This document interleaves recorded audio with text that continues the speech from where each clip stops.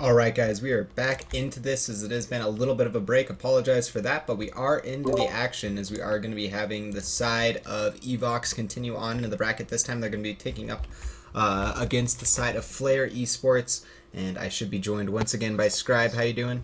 Not too bad. It's a little bit of a long wait, but I'm glad we're getting to cast some more.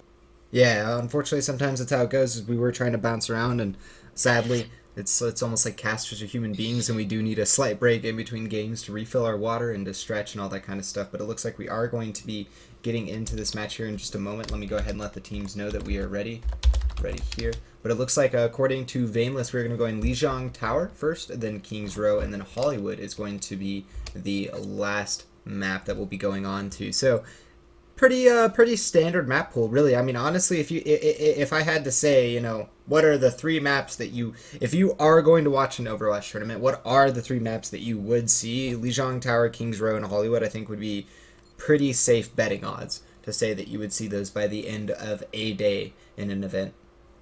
No, I definitely agree. I mean, it's just a matter of like which map are the most quote unquote balanced, and I think Lijiang just has less of a Lijiang and Nepal. I would say are both two maps I think are both relatively safe maps that they feel comfortable playing King Koth maps on specifically.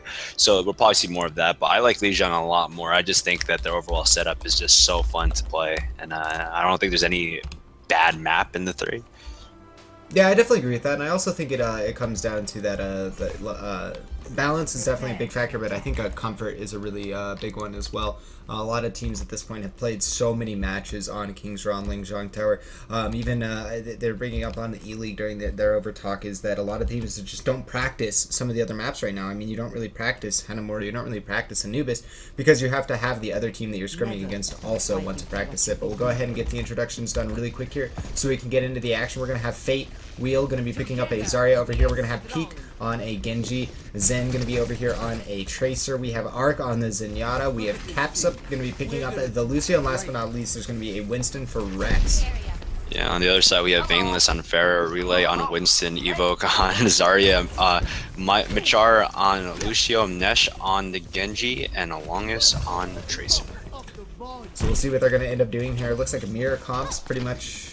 If not, yeah, I'm double checking, looking across both, but it looks like complete mirror comp here as we are going to have a mirror match on the night market here.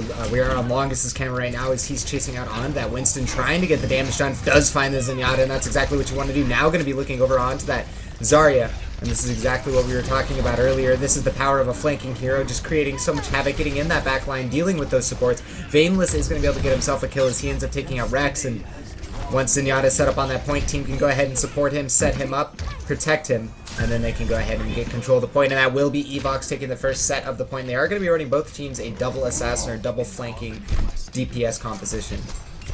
Yeah, and this is all going to be about, how long can you hold the point and build up ultimates to retake, because right now that's kind of how they mainly go. This is a great engage. Relays in the backline really causing disruption.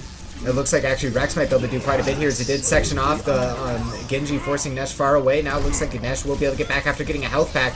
But Rex still alive, doing well. Vainless going to shred him down really quickly after that Discord Orb gets onto him.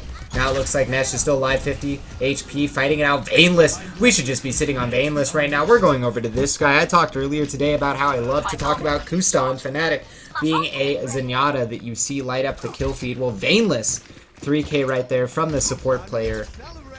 That's what you expect. That's what you want from your Zenyatta player, really. Yeah, and hopefully on defense he's able to contribute a lot more. The offense is a lot of ultimates up, so expect him to engage. Dragon Blade could be the beginning of the end for Vainless here as he is going to be dueling it up against that Genji. Peak will end up getting the kill, but I gotta say Peak didn't do it at a very good HP. He could be taken apart really quickly here from Relay on that Tesla cannon if he finds him out, and it looks like the big health pack will be picked up though. So we'll have some opportunity. We are onto Zen as his teammate. Genji's Peak is trying to get out alive. Now Zen trying to get onto the point, being chased down by the other Tracer that is Longest, and it looks like he will be cleaned up in the end by Longest himself with the help of Lucio and Winston. So like you said, it is just going to be a matter of milking the time and getting as much as possible. And I gotta say, Scribe, so far Evoks sitting very comfortable, 80-0. Yeah, and they still have Lucio ult. Vainless is at 72 right now. Relay has his ult well. So this is going to be very hard for the offense to engage. I don't think they have as many offensive weapons as they hoped. They basically have the Primal Rage and they have a Transcendence, but you know what? They don't have the Transcendence anymore. Arc is going to end up going down to Relay as we bring that up. Looks like they are going to go ahead and just throw Rex onto the point and attempt the flip. This is a smart play. If the offense doesn't, or the Evoks doesn't get wind of it quick enough, they will go ahead and lose the point, but it looks like they are going to get wind of it. They are going to get onto it, and Nesh, he's going to go ahead and get himself quite a few kills here. Relay is going to go ahead and channel that Primal Rage just because at the end of the day they were going to win anyways, and that is Night Market going over to the side of Evoks, and not too much more than what we've expected. A lot of people in chat saying that this should be a more one-sided match based upon previous of playing of these teams or their experience, but nonetheless, I gotta say that Flare, I feel weird saying it because of course I haven't ever really watched them. That was really close from Relay. He tried to hit the basketballs, actually almost ends up getting it. Oh, almost with the bounce shot, but I kind of feel like in these kind of situations where you're playing a mirror matchup and you're just not getting any ground, maybe it's worth it to change it up. Think about something a little bit different. I mean, Reaper is not that big of a difference in the sense of the meta scope, but can make a huge difference in the way that your lineup plays out and other small changes like that. Yeah, I mean, the big problem with kind of running Genji and Tracers, you basically have to guarantee that your own Genji Tracer can outduel the enemies. So Reaper would be really good if they really wanted to just hope to build up ultimates and go for the point clear and really just operate in that aspect. But this is the pre-fight right now, and it's going pretty crazy right now. Nesh doing a lot of work. Nesh and Relay peak trades back on Baneless, and you know, Zen goes back on Relay as well. Just a lot of kills on the scoreboard right now. Zen, yeah, those 2 kills, he really needed those, taking out Nash and Relay as they push forward. Maybe able to take the point first here on this map, the control tower of Lijiang, as they might be able to get onto it. Longest, though, able to win the Tracer duel after. Tracer did take out, I believe that was the, yeah, it was Evoke. He ended up going down, and now Longest, we're going to be on his cameras. He's going to try to do as much as possible. Peak ends up going down. And now he's looking over onto Arc. Arc needs to get these shots, needs to deal with Longest. He knows the Longest is looking for him, but ends up missing Relay as Relay just charges him down, shocking him apart. Meanwhile, Zen is doing so much for his team right now. Zathar and doing everything as this Tracer for his team, but Nesh is going to go ahead and cut that Dream down to size, cut it in half, whatever joke you want to make. That blade just tore Tracer apart and the rest of the team to follow. And that's going to be the side of Evoks winning the first fight overall and taking the point, and that was just the first flip. And something I kind of want to bring up too is you bring out, I really like Reaper on these maps though, in King of the Hill in general, because not only does his ultimate do a lot, but he is a snowball hero. If you get that first kill, you can strategically pick up that health globe to stay alive for a long period of time. But Dragon Blade here from Peak, this might be what they need to flip the point. Triple kill so far. Scribe, this is exactly what you need from your Genji. We've talked about it all day today in the cast, and you need your Dragon Blade to have a huge impact, and 4 kills total for Peak. That's a pretty big impact. Man, that was pretty ridiculous. And I guess what's worse, I think Longest missed his pulse bomb in the back line, catching no one. So that was kind of like a waste of an ult almost. He kept him a little bit out of the fight. But nonetheless, Baneless has his ultimate right now. You know, Evoks is building up on, you know, Graviton Surge, and Nesh is at 53%. Hopefully they can capitalize soon. I mean, right now, Zane going into the back line, hopefully to do any disruption. And Longest, speaking of disruption, going to be doing his own as he's able to help take out Arc with Relay, and that's going to be opening up some space for him to move into the rest of the backline. Now going to be able to get onto this Winston, but mainly looking for this Tracer. You can see his primary focus is finding and dueling the other Tracer, but now onto the Genji. Found the other flanker, going to go ahead and deal with that, but a Graviton Surge has gone out, and this Graviton Surge is huge. We saw it on the kill feed, but we didn't miss it on, we missed it on our screen, as it was right over that wall to your guys' right, but that Graviton Surge, Evoks, ends up taking the fight. And you know what though, that entire time I didn't really pay mention to it or notice it myself really. They took the point. Flare was able to flip the point, and they've accrued themselves 49% when they were really losing the fight the entire time. Yeah, but this isn't great either, getting caught in a huge Graviton Surge to keep the lead and pressure everyone back. So this is the problem right now, whereas they were able to, Evoks was able to kind of allocate their ultimates properly, so now they still are sitting on 3 ultimates while the offense is still waiting on Peak. Obviously Peak now with Dragon Blade is going to be a huge game changer, but let's see how Michael reacts if he can counteract that engage.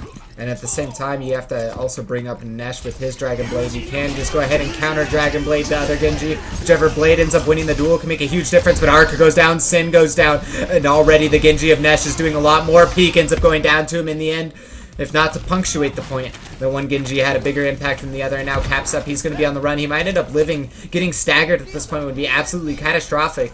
as we are reaching that point where it is going to get harder and harder for them to be able to actually get a big fight going on to the point, approaching 75%, 80%, 90%. Scribe, what do you want to see from the side of Flare to get back in control of this game? It's all about winning the one-on-ones right now. They have some defense, but they need to make sure they take out the enemy DPS, and that's the only thing they can do to really win in this situation. Well, Rex might have done that right now as he's in the background getting a 3-man cleave, switching into the Primal Rage, ends up taking out Longest, continuing to push in, but Sin, he's the only one really left alive, as well as that Winston.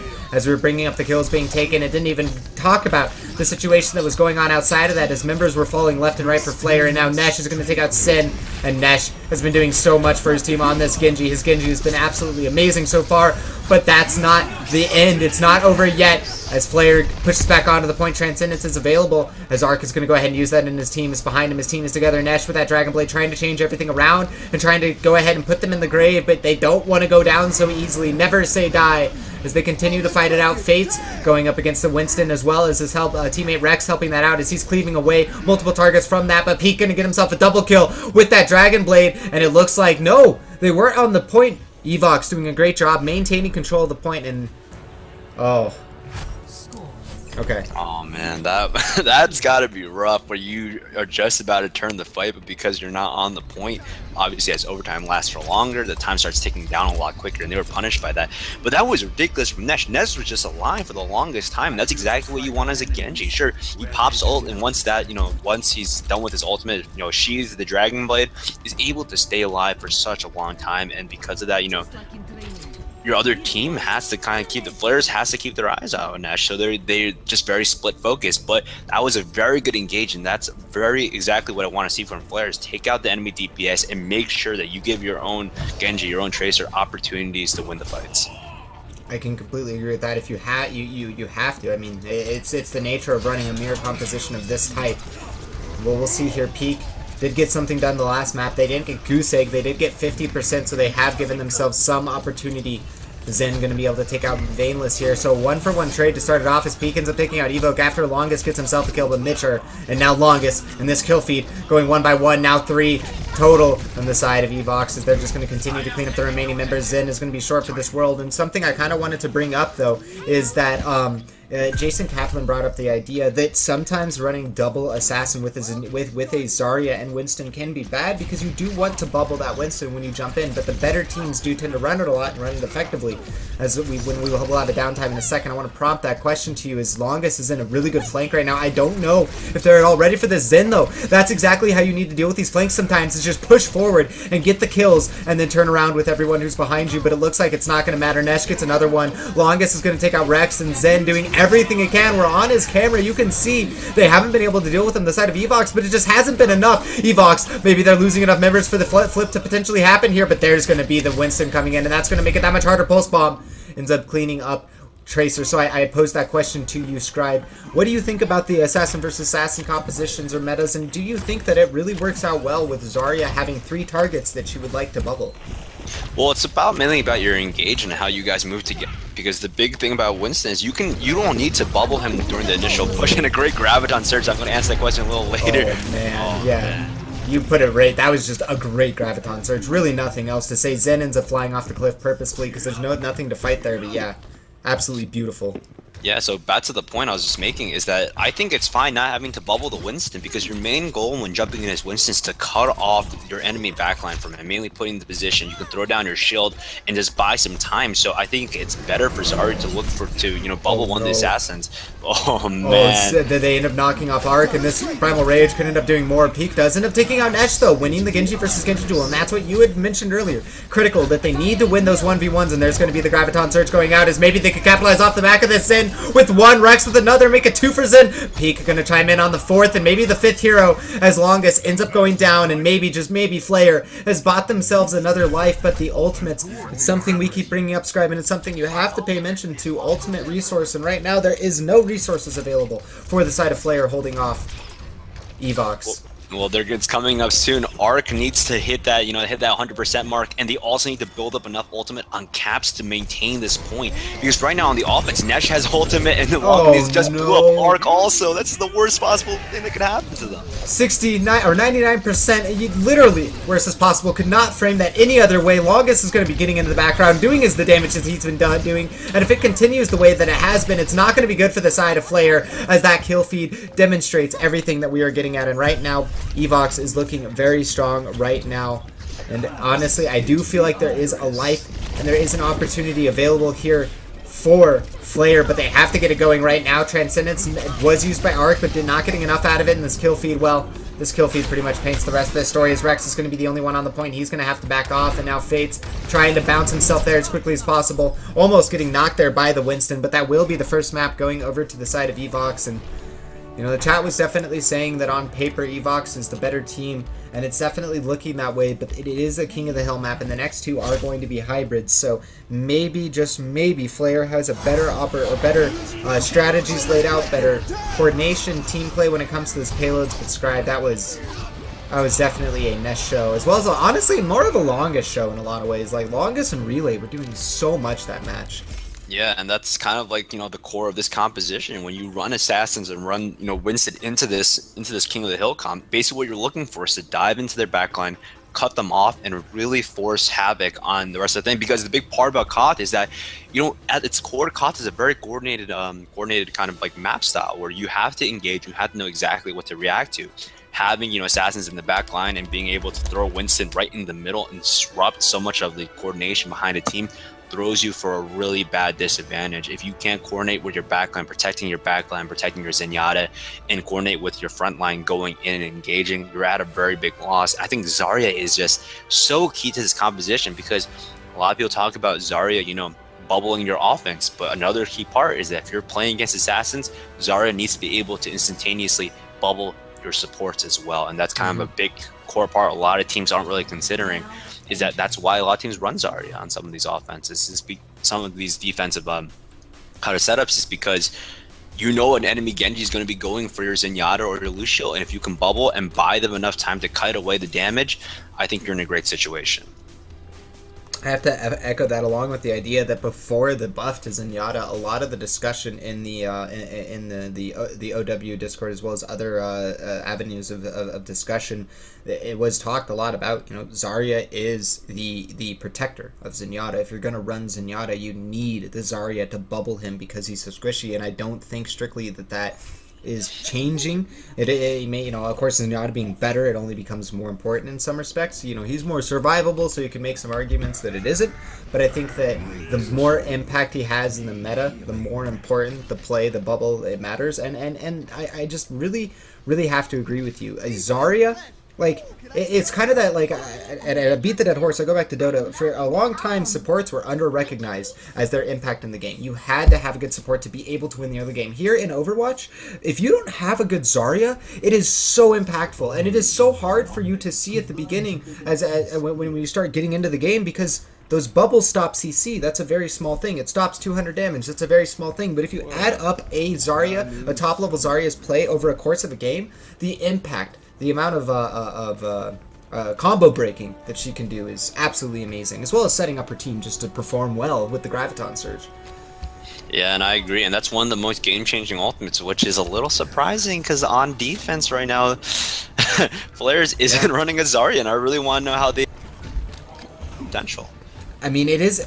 I mean, I guess while it takes a second here for the offense to get going, how do you feel about running both of never mind, initiation, Winston, hello, because you're going to be jumping in with that barrier, going to have that Discord up on, and now he's going to be taking a lot of damage, and Sin and Fate's going to absolutely shred him apart. Sen, though, on this McCree, look at that kill feed. This is a show of the good old cowboy with the 6-shot revolver, getting every single, participating in pretty much every single kill. He will be the first player to go ahead and be on fire. But yeah, how do you feel about that? Because I kind of feel like it's a little bit all in some respects. Yeah, D.Va can't initiate like Winston, but a lot of similarities you run her on defense is for that defense matrix.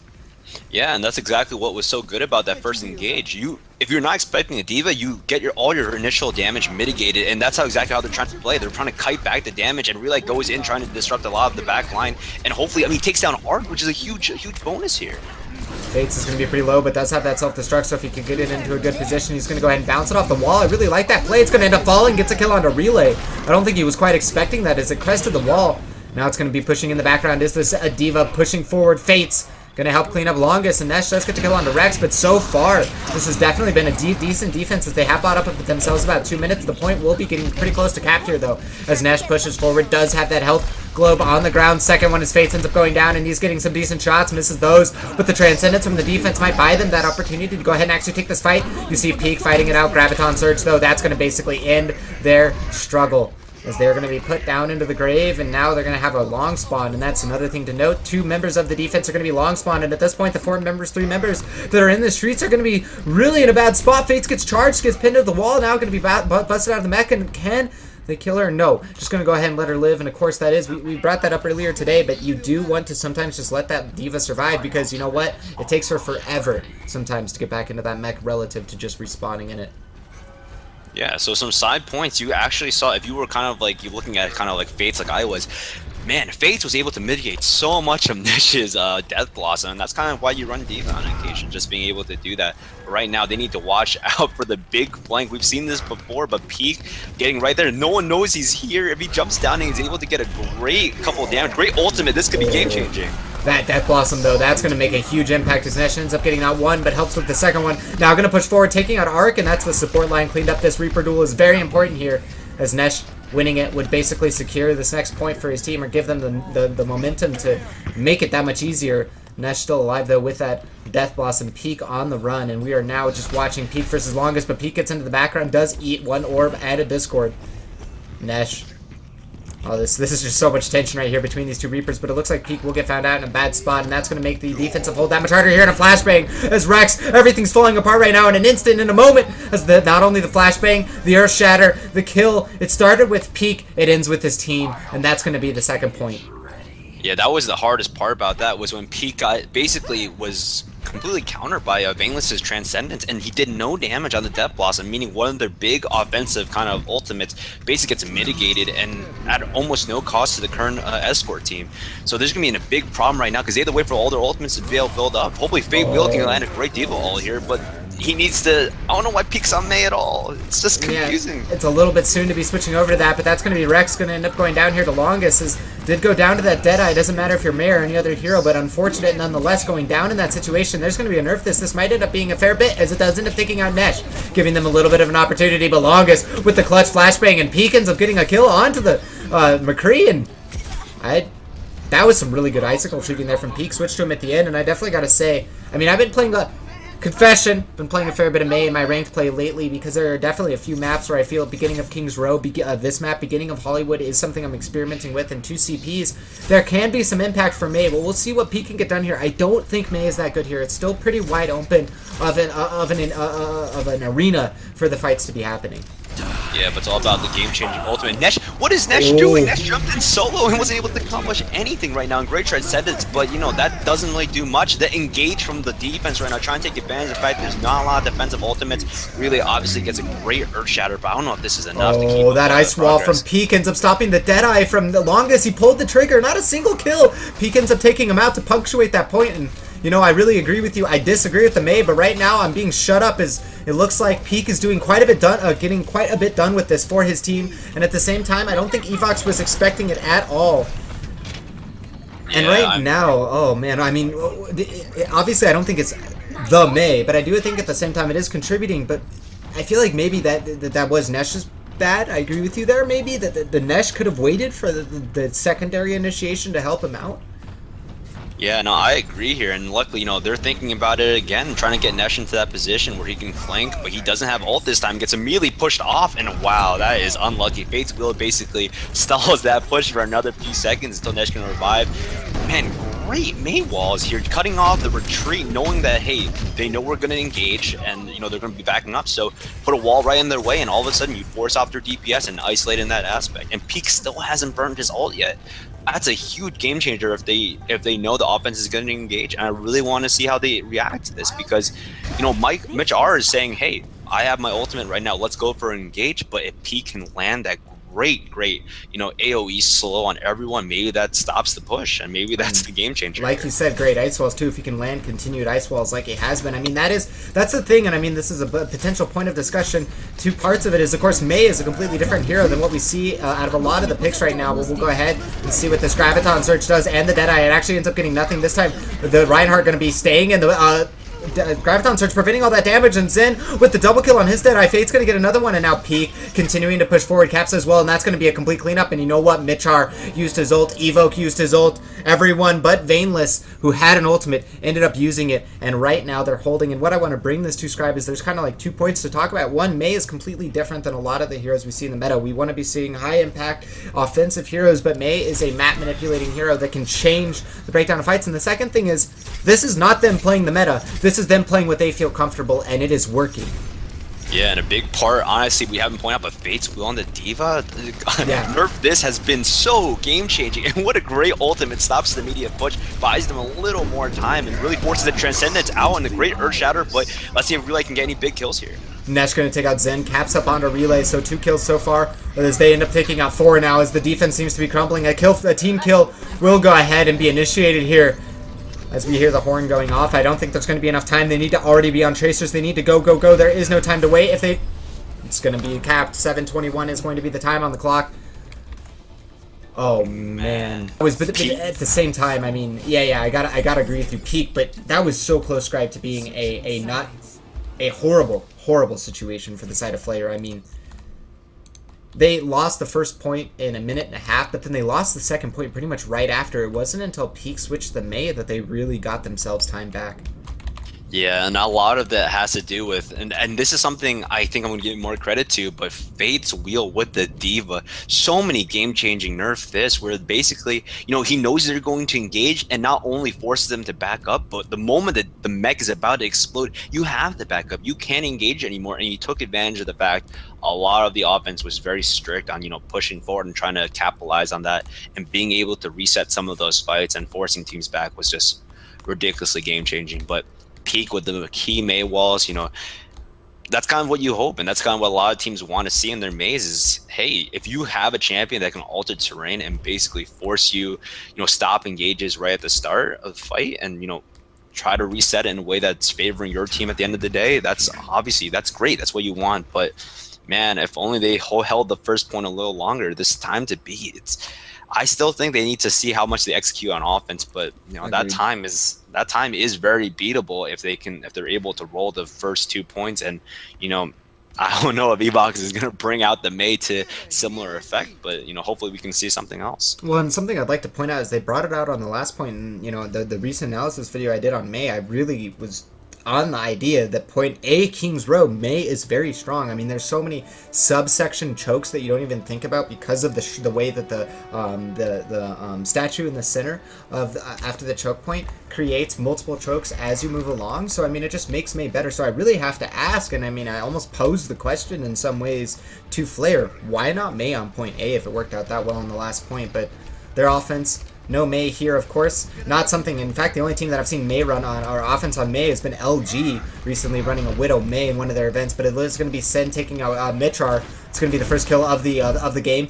Second offense, and this is exactly what the offense does need in these kind of situations, but Nesh, critical answer as he ends up taking out Rex. That's going to buy a lot more space for the offense, or defense, as there's not going to be that barrier to hide behind for the offense. Now it looks like Evoks in a bad spot, as Nesh is going to end up going down, and Evoke as well. Zin, quick flick, 2 kills.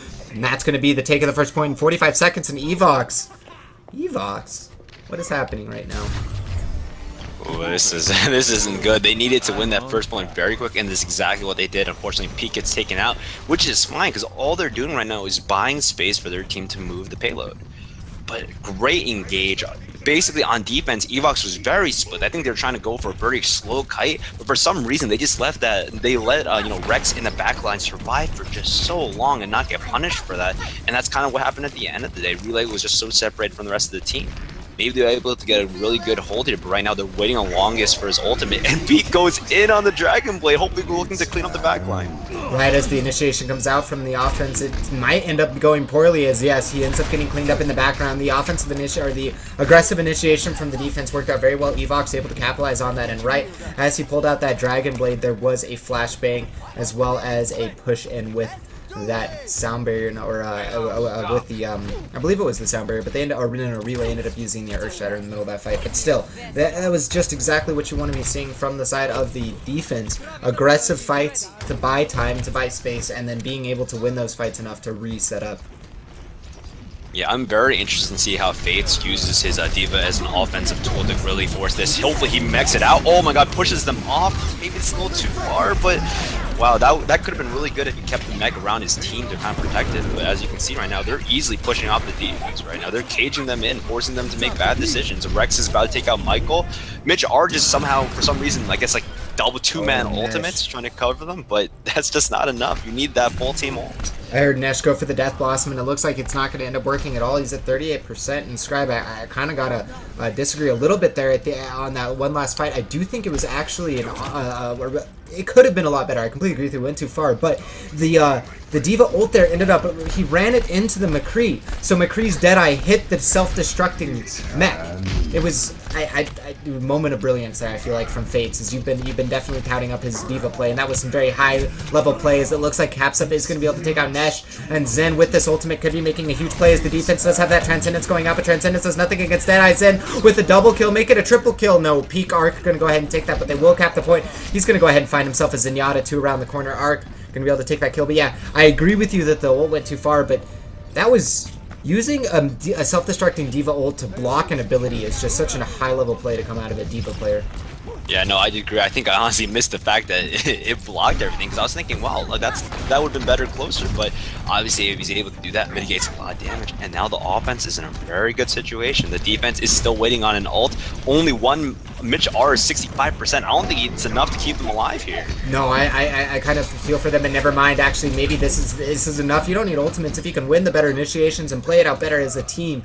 It is a situation, again, where it is a team game, and if you can land that flashbang on McCree, your Reaper can instantly get that headshot on the target, clean up one to start it off, and then you have a 5v6 that can definitely go very favorable, and that's where Evoks ended up doing very well there. But what do you want to see from the offense here, Scribe? They do have a fair bit of time on the clock, 3 minutes and 20 seconds. Use Fate's wheels, offensively here. Try to build it up, wait for it, and really clear the cart and give yourself more room to work. Because Peak, admittedly, has ultimate right now. They're just waiting for it. They're just waiting for a great engage, a great counter engage from this. Because what they can do is send D.Va ult in, disrupt, and in the background have Peak run rampant.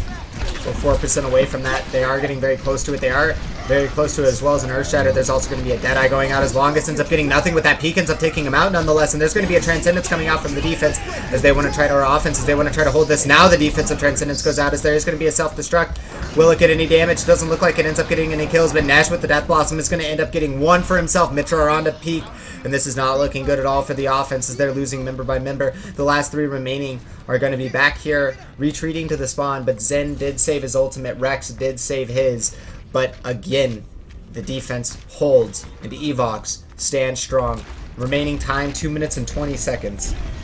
I mean, this is really risky on the offense. They still have a lot of game-changing ultimates that they can use right now, so hopefully they can land a great Deadeye, hopefully, to do any damage. But the defense, they just don't have any ultimates right now. If they get swept here, there's no way back. Oh, that Earth Shatter, that looks pretty huge as it ended up knocking out 2 heroes, but Zen with the Deadeye off the back of that didn't quite clip him, and that's going to be the offense winning this fight. Huge time. Mitch, our last member alive, he's going to go down very quickly, and right now, it's all scramble. Evoks needs to switch to D.Va, needs to switch to Tracer, needs to get a Mei, needs to get a Lucio, speed boost them all out, and get on the point and start stalling Longest. There we go, Veinless as well. They're all going to be switching to that and trying to stall it up. Flashbang doesn't end up hitting the Tracer. She will be able to rewind and get back out alive, and Sin goes flying off the cliff. I don't know if he combat rolled or got knocked off by the Reinhardt, but either way, he ends up going down. The offense is winning this fight right now, though. As we look at the time, 1 minute 30 seconds, it doesn't really matter right now. It only matters is whether or not if they'll be able to stay alive. The self-destruct doesn't end up doing too much damage, as it looks like Capsup will be able to keep his team alive.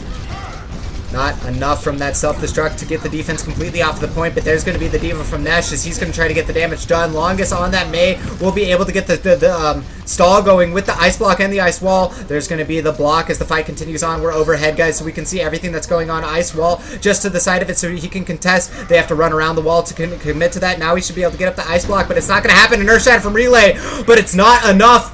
And that is going to be 55 seconds remaining, and that is going to be a win going over to Flare.Esports. And I gotta say, shutting up the chat a little bit over here, as chat was definitely saying this was going to be an easy 2-0 for Evoks, but some life coming out of the side of Flare. What a game. That was ridiculous, and it all came down to the ult management at the very end. Sure, the offense got cleaned up right there. Flares got cleaned up, and it looked really bad. But you have to remember, they still have time, and they can still go for the push. And the fact they had Reinhardt, Earthshatter, McCree, Deadeye, and the defense just had nothing. They needed to stall that for a little longer, and they just weren't able to. So great final push from them, and now we're going to see the game breaker on Hollywood. Rubber match, Hollywood, USA, although this is a European tournament. Wait, why can I run? Oh, I was going to say the doors didn't spawn. I almost got out the door, and then it, like, bungeed me back into the spawn. I was like, no! Blizzard, I just want to... Oh, as a spectator, I feel so caged in here. I guess we'll just stare at the movie posters. There's so much you can look at here. Man, the 6 gun killer, what a great...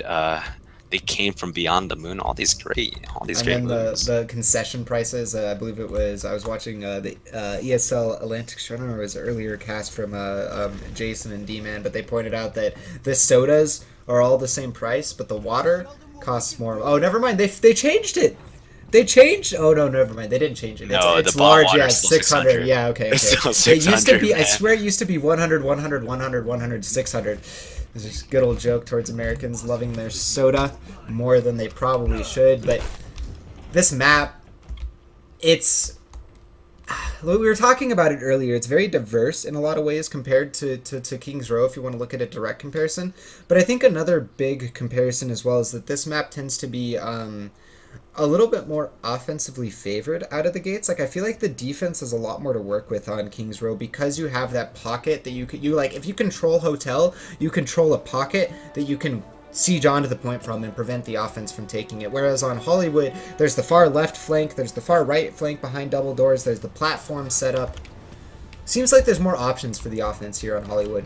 There's actually a huge defensive flank that Cloud9 runs, but we'll talk about that later as they go in. Hopefully they do this kind of a pincer motion. As you kind of see, they have the Genji come from the top. Nesh is really disruption, and they go immediately into the back line, separating basically the front line from there. Nesh going to be trying to get into that background after he dashed through. We watch him do that. Whether or not he'll be able to get these kills in the background is going to be not only important, will be determined in a second, as Rex and Ark are getting huge kills, but then Longest and Nesh immediately answer. That couldn't have happened more scripted, as it's 2 for 2 immediately, and now Nesh going to be dealing with this Zenyatta, being able to clean him up pretty quickly here, I imagine, as Zenyatta is taking a lot of damage. But no, Nesh is going to be the one that ends up going down to Ark. I mean, that's one of those situations where I honestly feel like you as a player are going to be more nervous. You're in the face of a Genji, you're about to die, he's in 6 HP, he goes, nope. I am meditated. I am Zenyatta. I will hit the head. Yeah, and man, I can't stop praising Fate's Wheel. If they win this game, it's because of how good his shield management is on D.Va. He's been able to stay alive and in mech form for so long. And this great engage, let's see exactly how they end up mitigating the damage. Oh man, oh no! Ultimate. He ended up, I'm not sure there was close, but I don't know if he ended up popping the bubble before the ultimate off. That would have been really bad if it didn't, but either way, Nesh is going to go down during that Dragon Blade. So right now, Evoks not having any good looks on this point at all. They are getting absolutely mopped up, cleaned up, dismantled, and sent back to their spawn, asking themselves, what is going wrong? So Scribe, I pose the question to you, is it them doing something wrong, or right now are we just seeing a team step up where we would not have expected them to step up?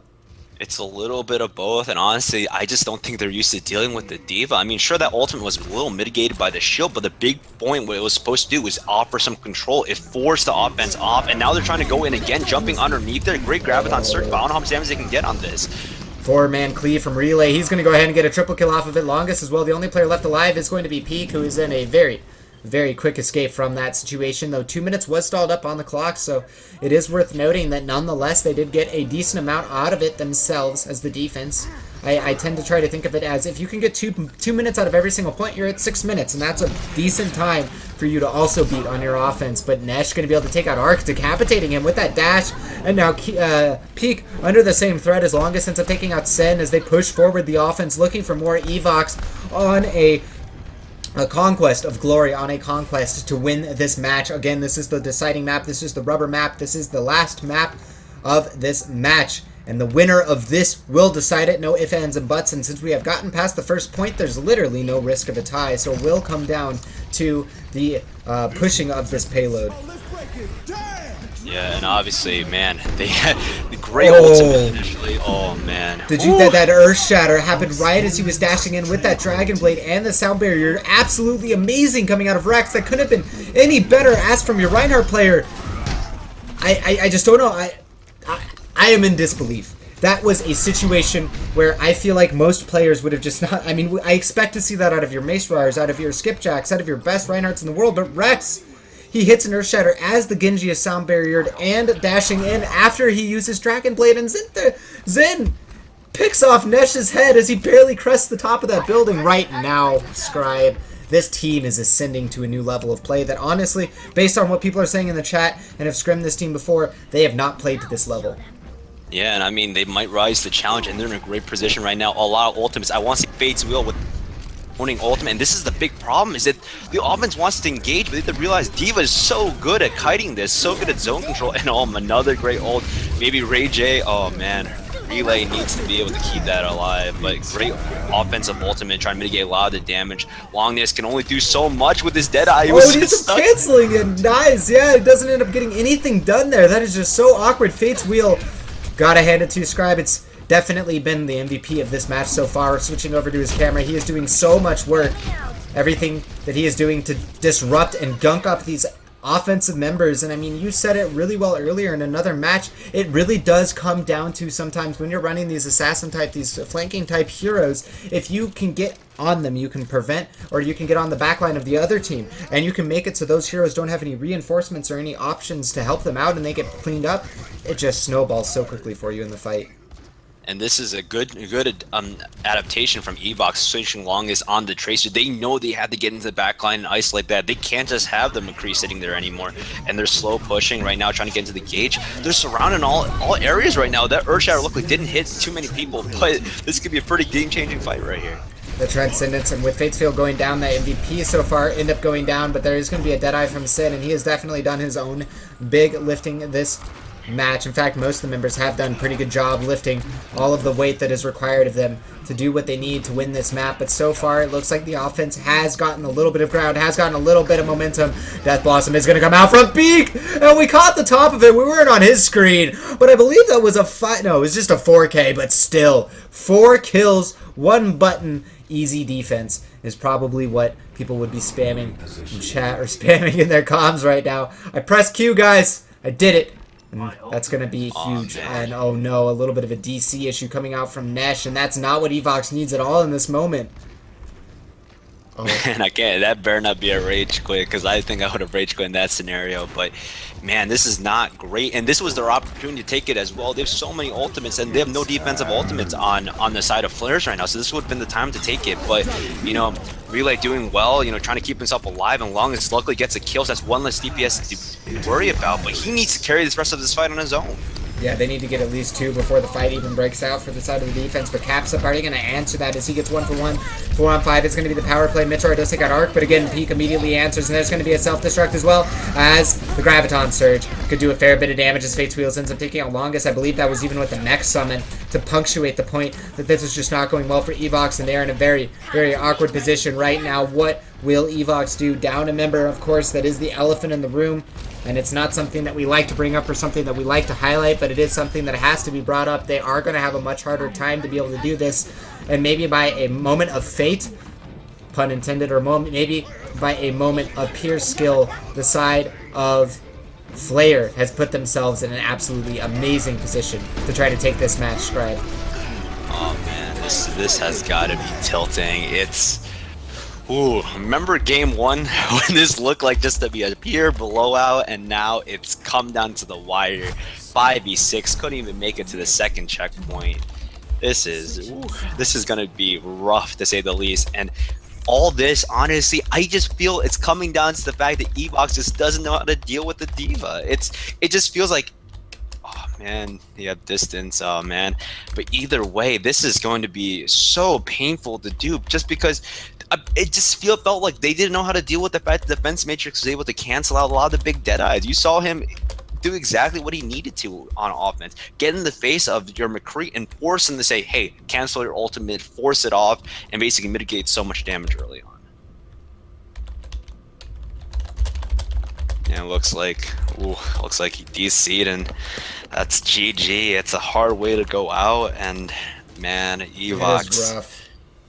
I mean, it's definitely, I mean, I feel them, they could have played it out as 5, but it is also a situation where, I mean, that's going to drain on you a little bit, and okay, so it looks like it is just going to be an outright DC, and that is going to be a 2-1 going in the side of Flare.Esports, so not the team we would have expected to move forward, but at the same time, not the score we would have expected either. We're expecting a 2-0 for the side of Evoks, but Flare.Esports moves on, and they'll be taking on their next opponent. Go ahead and refresh the bracket real quick myself, as it should be Reason Gaming is going to be the team that they'll be taking on, and of course that'll be coming up next year in a second.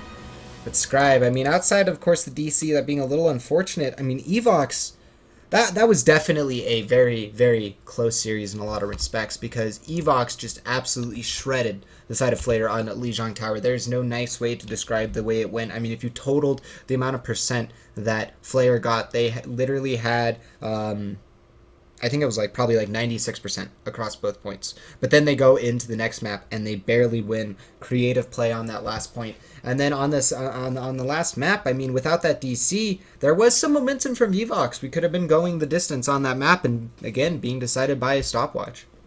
Yeah, and I agree. They could have definitely pushed that through, and all they needed to was, I think, was finish the map, and I think that, you know, they would have a good chance on defense to really hold. But man, it's just gotta be frustrating, because it looked like Evoks on this map just didn't know what to do. They just looked so stalled out, and it wasn't even a matter of, you know, they weren't able to build ultimates in time. They just looked like they weren't able to get on the high priority targets in the back line, and you know, there was no way to get past the front line of flares, and that has to be, you know, brought down to the diva. I feel like I'm not emphasizing this enough, but the fact that you can bring in that niche pocket pick and really do well, because there was no Zarya. I think that's what, you know, Evoks was assuming. Oh, maybe they run a Zarya and we can get away with, you know, punishing the front line at this point. But the fact is, when a diva is able to get in your face and, you know, zone control with her ultimate, and then also put up that defense matrix and really mitigate a lot of the opening damage and just stay alive and stay in mech form. I mean, that's my biggest qualm about Diva, is that she's a tank for maybe realistically 60% of the time, and the 40% of the time she's squishy and they're not able to do much. But Fates was just able to stay alive and stay in mech form for so long that he was able to build up ult extremely quickly and was able to use it in, you know, a defensive way to clear points. So at the end of the day, I think, you know, that might have been the game changer. I feel like Evoks just wasn't used to seeing a diva on the level of Fates, and I don't even know what to say beyond that. Yeah, no, I can definitely agree with a lot of that sentiment, and I definitely have to re-echo what you say. I mean, Fates made a big difference, and then I got to, of course, hand it to Peak. I mean, I think the chat was putting it right in King's Row. He was choking quite a bit at the beginning of the map. There's no nice way to put it. I mean, he was not having a strong performance, but he switched to a comfort pick on that Mei, and I switched to his camera, and he hit 3 icicle headshots back to back to back, just very clean, precise aiming. He ice walled a Deadeye, he ice walled a fight, he ice walled a initiation, like every single time. It was just big plays. So then really stepping up to the plate, and we'll see if they can continue it, as they will be going on to play the side of Reason Gaming, another seasoned tier European team that is looking to make a name for themselves on the big I guess on the big screen, on the screen of on the minds of the community, not just the people who are watching the competitive because they are competitive. You know, I guess the average viewer is probably the best way to say it, is both of these teams are looking to set up their names and to prove themselves in that respect. But of course, guys, we'll be getting to that match here in just a moment. It should be a pretty short break, so I'm going to go ahead and kick it over to a break here now, so we can get into the overtalk after a moment. But of course, me and Scribe are going to get ourselves some water, stretch. Suggest you guys do the same, as we will be getting into the semifinals after this, and then the finals will be right after that. So guys, this is a great time for me to go ahead and say, grab a snack, grab some coffee,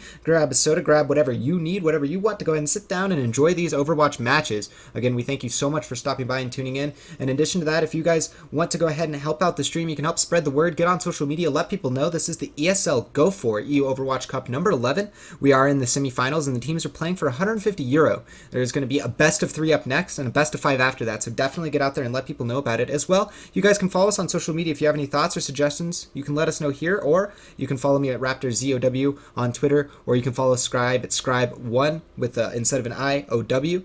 And both of us will, of course, take your feedback there or here in the chat. Anything you guys have to say that will help us out, always appreciated. Last but not least, thank you to ESL for hosting this event. Of course, they are the ones providing the 150 euro as well as the system, the points, the league, and it will all be thanks to them. So again, if you want more information, you guys want to compete, want to know more, or just want to follow them on social media to say thank you, you can go ahead and check them out at ESL Overwatch on Twitter. But that does it for this match, guys. The semifinals will be coming up next for the Overwatch Cup number 11 for Go4, and me and Scribe will be right back as this action is getting more and more intense. The underdog story, as it's being said, definitely a good way to paint it, as they definitely have not had the performance that Evoks has had, and they looked very, very good against Evoks. So we'll see if they can continue it into Reason Gaming. That's going to be the semifinals. This is the Go4 Tournament Cup number 11, and we'll be right back. We will be right back, guys.